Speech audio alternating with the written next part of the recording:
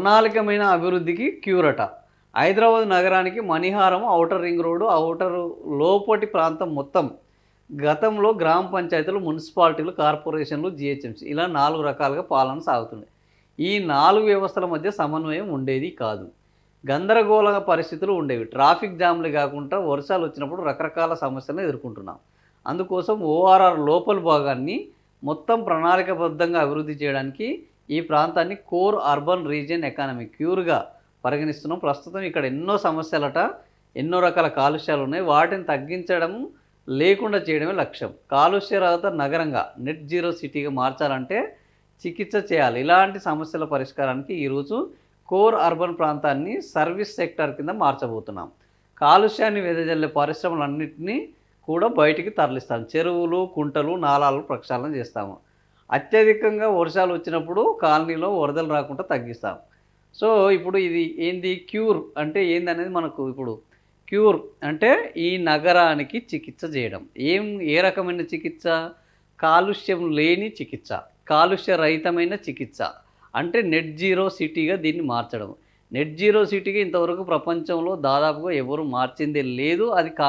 అది హైదరాబాద్ లాంటి నగరంలో అసాధ్యమని ఇప్పటికీ అనేక మంది నిపుణులు చెప్తున్నారు. కానీ ముఖ్యమంత్రి రేవంత్ రెడ్డి ఏంటంటే ఎవ్వడు చేయంది నేను చేసి చూపెడతాను, ఎవ్వరి వల్ల కానీ నా వల్ల అవుతుంది అని ముఖ్యమంత్రి రేవంత్ రెడ్డి పదే పదే చెప్తున్నారు.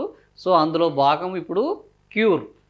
సో ఈ నగరానికి చికిత్స చేయాలి. ఈ నగరానికి చికిత్స చేయాలంటే నగరంలో ఉన్న పారిశ్రామిక కారిడార్ అన్నిట్లో ఉన్న భూములని అమ్ముకోవాలి, అవి జేబులో వేసుకోవాలి. ఇక్కడ పరిశ్రమలు లేకుండా చేశాము.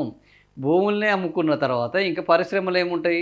సో భూములు లేకుండా చేయడము, పరిశ్రమలు లేకుండా చేయడం. ఈ పరిశ్రమలు రేపు ఎవడన్నా వస్తే ఆ outer ring road, regional ring road మధ్యలో ఏర్పాటు చేయడం. సో ఈ రకంగా పరిశ్రమలు లేకుండా చేయడము. పరిశ్రమలు లేనప్పుడు కాలుష్యం ఉండదు. మరి రోడ్లు కాలుష్యము, వాహనాలకు సంబంధించి ఏమన్నా చేయబోతున్నాము అని అంటే రోజు రోజుకు వాహనాలు విపరీతంగా పెరుగుతున్నాయి.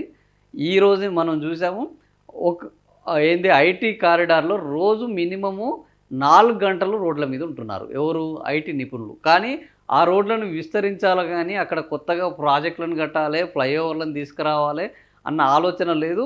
సో మరి ఈ క్యూర్లో ఏమైనా ఉంటుందా లేదా చూడాలి. సో ఇంకొకటి ఏంది, ముఖ్యమంత్రికి అత్యంత ముఖ్యమైనది భూములను స్వాధీనం చేసుకోవడంలో హైడ్రా.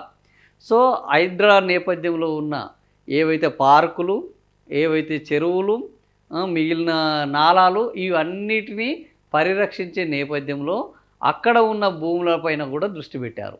సో వీటిని పరిరక్షించడం తక్కువ, హైడ్రా పేరుతో పేదల భూములను, ప్రభుత్వ భూములను ఆక్రమించే కార్యక్రమానికి శ్రీకారం చుట్టారు. ఇందులో ఇప్పుడు 3000 ఎకరాలకు తెలంగాణలో మరొక భూమి స్కామ్ చేయబోతున్నారు.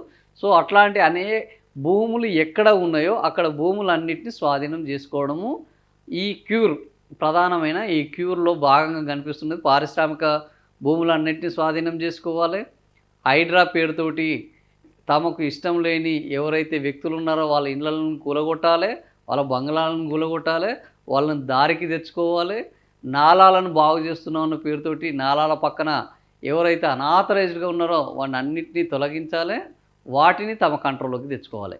ఇప్పుడు బిగ్ బ్రదర్సు, ముఖ్యమంత్రి షాడో సలహాదారులు ఎవరైతే ఉన్నారో వాళ్ళందరూ పెట్టిన దృష్టి ఏంది అని అంటే ఇది ఇంకా గ్రామాల్లో కూడా ఎక్కడెక్కడ భూములు ఉన్నాయి ఆ భూములను మనం ఏ విధంగా హస్తగతం చేసుకోవచ్చు అని ఆలోచిస్తున్నారు. సో దీనికి మరి క్యూరు అని పేరు పెట్టుకున్నారు. ఈ క్యూరు వాళ్ళకి చేయాలన్నా వాళ్ళు దీనికి చేస్తారనేది తెలవాలి.